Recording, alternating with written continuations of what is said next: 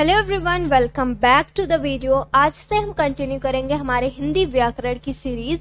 Last video में हमने हिंदी व्याकरण में क्रिया पढ़ा था, आधी क्रिया हमने कंप्लीट कर ली थी। इस वीडियो में हम क्रिया को पूरा पढ़ लेंगे। आज हम पढ़ने वाले हैं रचना के आधार पे क्रिया के भेद। आइए शुरू करते हैं। रचना के आधार पे क्रिया के 6 भेद देते हैं। बच्चों, ये जो 6 भेद आपको लिखा है डिफरेंट बुक में आपको अलग अलग देखने को मिलेगा। किसी बुक में आपको 7 मिल जाएंगे, किसी में 5 मिल जाएंगे, किसी में 9 मिल जाएंगे, तो कंफ्यूज होने की जरूरत नहीं है। 6 पार्ट AMU 9th एंट्रेंस के लिए काफी है। अगर आपने ये 6 पार्ट जान लिए तो उतने से आपकी क्रिया हो जाएगी। ठीक है, आइए सबसे पहले देखते हैं हम सामान्य क्रिया किसे कहते हैं। ये सामान्य क्रियाएं जो होती हैं ये मूल क्रियाओं से बनती हैं। मूल क्रिया मतलब धातु। धातु में जब आप लास्ट में ना जोड़ देते हैं उसी से बनती हैं ये सामान्य क्रिया। एग्जाम्पल पढ़ना, लिखना, आना, जाना, उछलना। ठीक है, सबके लास्ट में ना होता है और इनसे बनी हुई क्रियाएं होती हैं सामान्य क्रियाएं। जैसे कोयल अब नाचेगी, माँ ने खाना खाया। ठीक है, यहाँ पे कुछ भी नहीं याद रखना, बस यहाँ पे एक वाक्य रहेगा आपका जिसमें एक क्रिया पाई जाती है, वही हमारी सामान्य क्रिया होती है। इसमें ज्यादातर मूल क्रियाएं रहती हैं, जैसे पढ़ना, लिखना, आना, जाना, उछलना आदि। ठीक है, आगे बढ़ेंगे अब हम। आइए दूसरी क्रिया पढ़ते हैं। दूसरी क्रिया है प्रेरणार्थक क्रिया। इस क्रिया में क्या होता है, यहाँ पे कर्ता स्वयं ना कार्य करके किसी दूसरे को कार्य करने की प्रेरणा देता है। ठीक है, यहाँ पे बेसिकली क्या है, कर्ता जो है, काम करने वाला जो है, वो खुद काम नहीं करता है, किसी दूसरे से काम करवाता है और यही क्रिया कहलाती है प्रेरणार्थक क्रिया। एग्जाम्पल, अध्यापिका ने बच्चों से निबंध लिखवाया। यहाँ आप देखोगे अध्यापिका ने खुद नहीं निबंध लिखा, बच्चों से लिखवाया। मतलब वो काम क्या कर रही है, दूसरे से काम करवा रही है। ठीक है, तो ऐसी जितनी भी क्रियाएं होंगी वो प्रेरणार्थक क्रिया होंगी, जिसमें बंदा स्वयं वर्क ना करके किसी और से काम करवा रहा है। जैसे माँ ने मुझसे सब्जी मंगवाई, माँ खुद सब्जी लाने नहीं गई है, मुझसे सब्जी मंगवाई है, तो ये क्या होगा, प्रेरणार्थक क्रिया होगा। कर्ता यहाँ काम नहीं कर रहा, किसी और से काम करवा रहा है। ठीक है, टीचर ने हमसे निबंध लिखवाया, टीचर ने हमसे पाठ पढ़वाया। ठीक है, ये सारे क्या होंगे, ये सारे प्रेरणार्थक क्रियाएं होंगी जिसमें कर्ता स्वयं कार्य ना करके किसी तीसरे से कार्य करवाता है। आई होप क्लियर हो गया होगा। तीसरी क्रिया है संयुक्त क्रिया।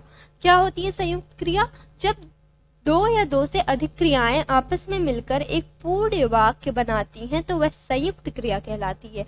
मतलब क्या है, यहाँ पे एक ही वाक्य में 2 से ज्यादा क्रियाएं पाई जाती हैं। एक क्रिया नहीं होती, यहाँ पे 2-3 क्रियाएं एक साथ मिलके एक पूर्ण वाक्य बनाती हैं। जैसे वह पढ़ रहा है। ठीक है, यहाँ पे पढ़ एक क्रिया है, रहा एक क्रिया है, 2 क्रियाएं एक साथ आई हैं। ठीक है, इसी तरीके से कल मेहमान चले जाएंगे। चले एक क्रिया है, जाएंगे दूसरी क्रिया है, दोनों आपस में मिलके एक पूर्ण वाक्य बना रही है। ये होते हैं संयुक्त क्रिया। फिर से सुनना बच्चों, संयुक्त क्रिया में क्या होता है, एक से ज्यादा क्रियाएं आती हैं और आपस में मिलके एक पूरा वाक्य बनाती हैं। ठीक है, जैसे पढ़ अलग क्रिया थी, रहा अलग क्रिया थी, दोनों आपस में एक वाक्य में प्रयोग हुए हैं। इसी तरीके से चले जाएंगे, चले और जाएंगे 2 अलग अलग क्रियाएं थी, दोनों एक साथ प्रयुक्त हुई हैं और एक पूरा वाक्य बना रही हैं। ये क्या होती हैं, संयुक्त क्रियाएं होती है। सिंपल भाषा में एक से ज्यादा क्रिया जब एक वाक्य में पाई जाती है तो वो क्या होती है, संयुक्त क्रिया होती है। राइट, कोई भी डाउट होगा you can ask in comment section. Next हमारी क्रिया है नाम धातु क्रिया। नाम धातु क्रिया किसे कहते हैं, संज्ञा, सर्वनाम तथा विशेषण शब्दों के अंत में प्रत्यय लगाकर जो क्रिया बनती है उसे नाम धातु क्रिया कहते हैं। मतलब देखना, संज्ञा, सर्वनाम, ये विशेषण तीनों आपने पढ़ लिया है। अगर आपने वीडियोस नहीं देखी, डिस्क्रिप्शन में आपको प्लेलिस्ट की लिंक मिल जाएगी, वहां से जाके वीडियो देख लें। संज्ञा, सर्वनाम और विशेषण शब्द के लास्ट में अगर आप प्रत्यय लगाते हैं तो उससे जो क्रिया बनती है उसे नाम धातु क्रिया कहते हैं। एग्जाम्पल, लुटेरों ने जमीन हथिया ली। हथिया, यहाँ हथिया जो वर्ड है हाथ। ठीक है, हाथ से बना हुआ है हथियाना। हमने हाथ में क्या लगाया, प्रत्यय लगाया, हथियाना बना लिया, तो ये क्या है, एक नाम धातु क्रिया। उन्होंने अपनी बहू को अपना लिया, उन्होंने अपनी बहू को अपना लिया। अपना एक क्रिया है, किससे बना हुआ है, अपना से अपनाना बना हुआ है।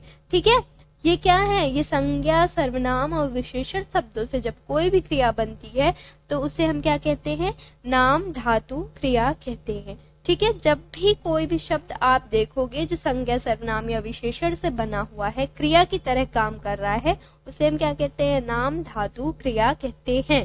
ठीक है, आगे बढ़ेंगे अब हम। मैं आपको कुछ नाम धातु क्रिया दिखा देती हूँ ताकि आप समझ जाओ जब भी देखो कि नाम धातु क्रिया कैसी होती है।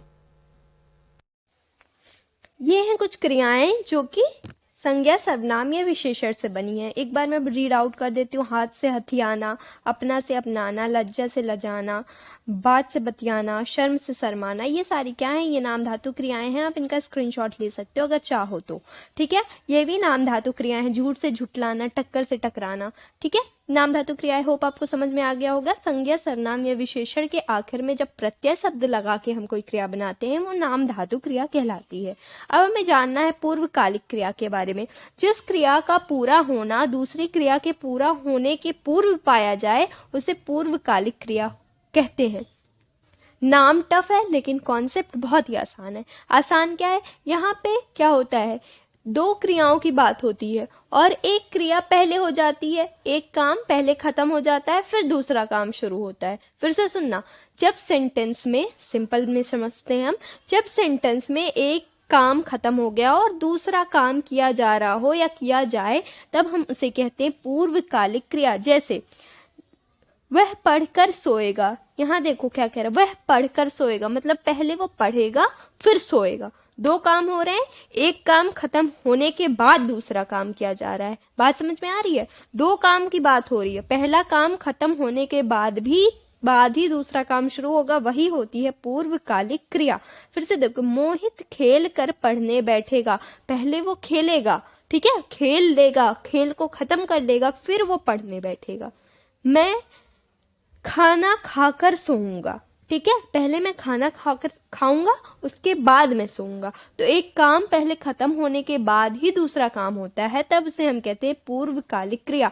ठीक है, जब भी आपको वाक्य में ऐसा दिखे कि पहले एक काम को किया जा रहा है फिर दूसरे काम को किया जा रहा है, वो क्रिया कौन सी होगी बच्चों? पूर्वकालिक क्रिया होगी वो। ठीक है, नेक्स्ट मूव करते हैं अब हम। जानते हैं लास्ट है हमारा अनुकरणात्मक क्रिया।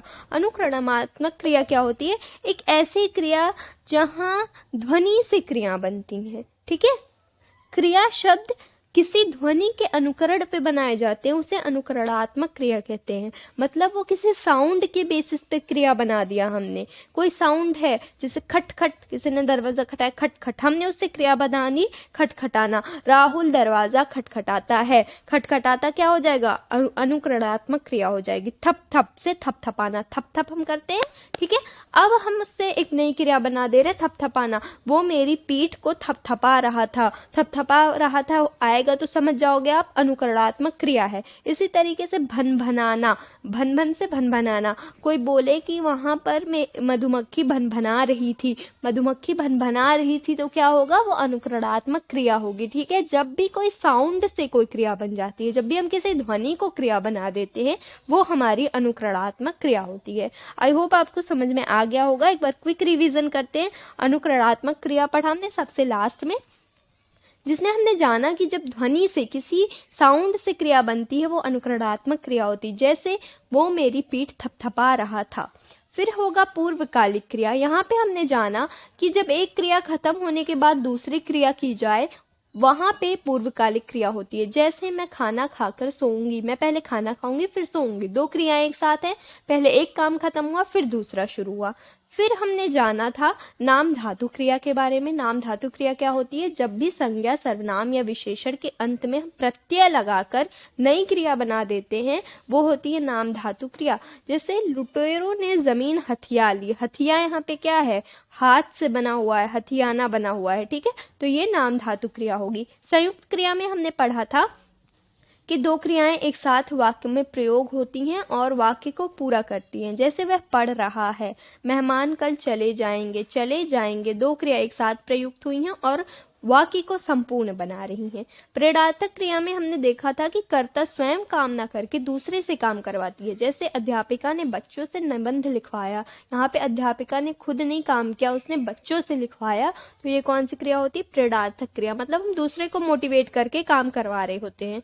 फिर हमारा सामान्य क्रिया थी, यहाँ पे कुछ भी नहीं समझना था। जो सिंपल वाक्य होते क्रिया के, वह जा रहा है, वह खा रहा है, वह आ रहा है, ये सारे सिंपल वाक्य जो होते हैं सामान्य क्रिया होती है। ठीक है, बात समझ में आई होप आ गई होगी। अगर कोई भी डाउट होता है, do ask in comment section. कल हम नेक्स्ट अपना कंटिन्यू करेंगे। कल हम जानने वाले हैं समास के बारे में।